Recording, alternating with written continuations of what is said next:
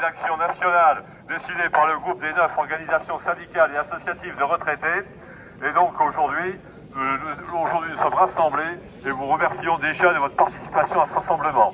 Nous sommes réunis ce jour pour, d'une part, une véritable revalorisation des retraites au 1er janvier 2025, le rattrapage des pertes subies depuis 2017, estimé au minimum à 10%, et que les retraites les plus basses ne soient jamais inférieures au SMIC. Le gouvernement et tous ses alliés ont décidé de revaloriser au 1er janvier 2025 les retraites de base de la moitié de l'augmentation prévue au Code de la Sécurité sociale, soit 0,9%. Ils reportent le reste de la revalorisation au 1er juillet 2025 sans aucune garantie qu'elle aura lieu, tant les pressions se multiplient pour geler complètement les pensions de base en 2025. Nos 9 organisations s'insurgent contre cette mesure qui va, une nouvelle fois, aggraver le pouvoir d'achat des retraités. Rappelons les faits.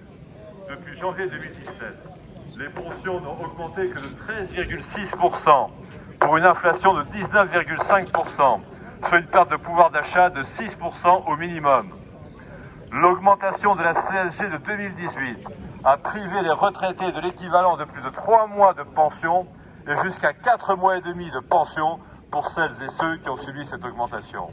Nous demandons, vous savez qu'ils veulent supprimer l'abattement de 10% sur les impôts, ce qui est grave. Le gouvernement Barnier s'inscrit dans la continuité des gouvernements précédents. Les déficits publics, principalement causés par les cadeaux fiscaux faits aux plus riches, sont et vont être mis en avant pour faire de nouvelles économies. Déjà, des spécialistes parlent de la nécessaire suppression de l'abattement forfaitaire de 10% dont bénéficient les personnes retraitées pour le calcul de leur impôt sur le revenu. Je peux vous rajouter un petit chiffre par rapport à ça. Il faut savoir que 8,5 millions de retraités vivent de 0 à 1 420 € et que le SMIC est actuellement à 1 428. Voilà. C'est pour vous donner une idée des grands bénéfices dont nous bénéficions. Cela pèserait lourdement sur leur pouvoir d'achat et aurait par ailleurs des conséquences en cascade sur certaines compensations sociales liées au fait de ne pas être imposables. Cet abattement n'est pas un cadeau aux personnes en retraite. Il a été instauré pour compenser le fait que les pensions ne peuvent jamais être fraudées. Bon. Autre menace, le reste à charge pour l'affectation de longue durée, dit ALD. Les retraités avec l'âge sont plus fragiles, plus souvent et gravement malades. Heureusement, en cas de maladie grave, évoluant pendant plus de 6 mois et nécessitant un traitement coûteux, les frais de santé sont pris en charge sur la base du remboursement de la sécurité sociale. Pour vous dire que quelqu'un qui a un cancer, s'il y a un dépassement d'honoraires, à la ALD ou pas, il paye. Voilà. Le gouvernement recherche des économies et trouve anormal quelque part que la part des dépenses des affectations de longue durée atteigne 166 milliards d'euros, qu'elle représente 66% du total des remboursements de l'assurance maladie et qu'elle est en augmentation continue, car elle n'était que de 61% il y a 10 ans. Il ne faut pas s'étonner, dans l'état de santé où ils nous foutent avec l'environnement dans lequel on vit, c'est assez normal. L'ALD est indispensable pour la solidarité, pour la prise en charge des maladies graves et longues. Nous exercions son métier. Non, il ne faut pas pénaliser les retraités. Oui, les ultra riches peuvent faire des efforts. La part des 500 plus grosses fortunes est passée de 28% du PIB en 2018 à 42% en 2023. Près de 3 millions d'adultes sont millionnaires en France. 47 000 en plus en un an. La fraude fiscale s'élève officiellement entre 60 et 80 milliards d'euros. 100 milliards selon les syndicats. Plutôt que de s'attaquer aux personnes pauvres en retraite, il faut faire payer les ultra-riches et les entreprises qui viennent de réaliser des super profits.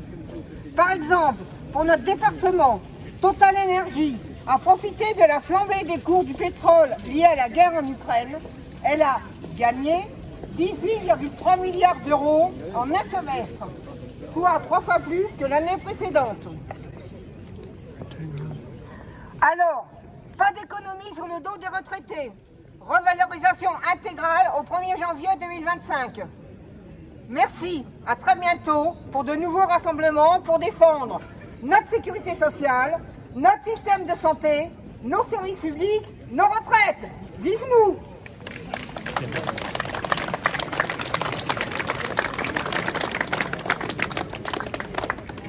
Oui, alors en plus de cette action, on a fait une lettre à tous les élus, tous les parlementaires du département, donc sénateurs et députés. Hein.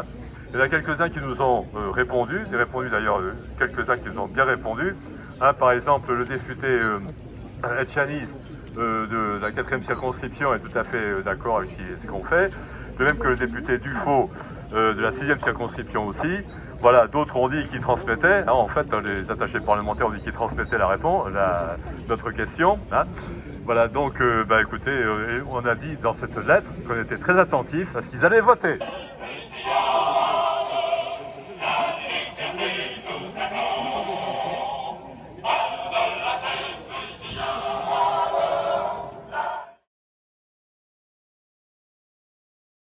Je touche autour de 1 400 € de retraite. Ancien fonctionnaire, c'est pas grand-chose comme retraite et elle est bouffée par l'inflation.